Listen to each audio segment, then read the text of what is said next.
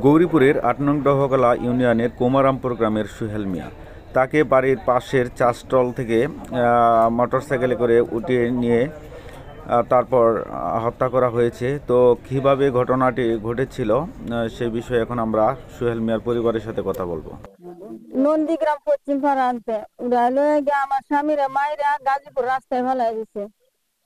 এই তিনটা ছোট ছোট ফুলাবান বাচ্চা নিয়ে আমি কি করবাম?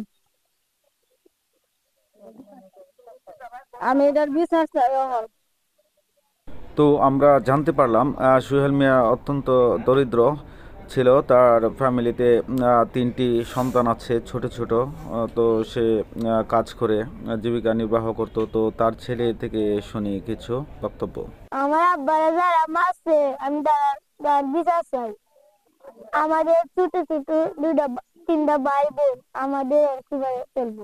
গরিব মানুষ আমরা।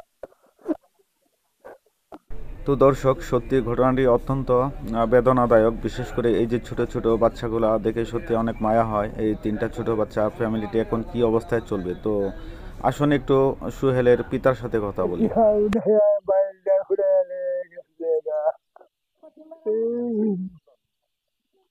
ঘুরেতে উড়ে গেছে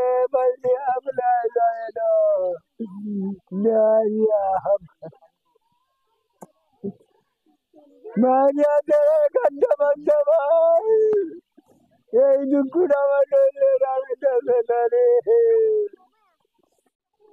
আমার ইচ্ছা সত্য ভাই নন্দীগ্রাম পশ্চিম পাড়া মোড়ে এখানে বইয়ে সাগাইছিল।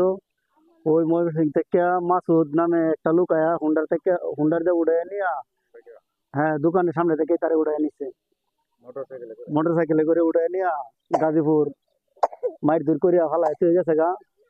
ওই পথচারীর আর কি আরে ময়মনসিং মেডিকেল কলেজে ভর্তি করে নিয়ে, তারপর ঢাকা মেডিকেল কলেজে নিয়ে এলে অনেক ভর্তির সাথে সাথে সে মারা যায়। কালকে মারা গেছে, সকাল 8টার দিকে মারা গেছে। ছোট ছোট 3টা পোলাপান, সংসারটা খুবই দরিদ্র। প্রশাসনের কাছে এটার বিচার চাই। খুব কষ্ট করে চলছে, খুব কষ্টভাবেই চলছে। এই ফ্যামিলির দিকে চাই, প্রশাসনের কাছে এর বিচার চাই, এটাই আমরা দাবি।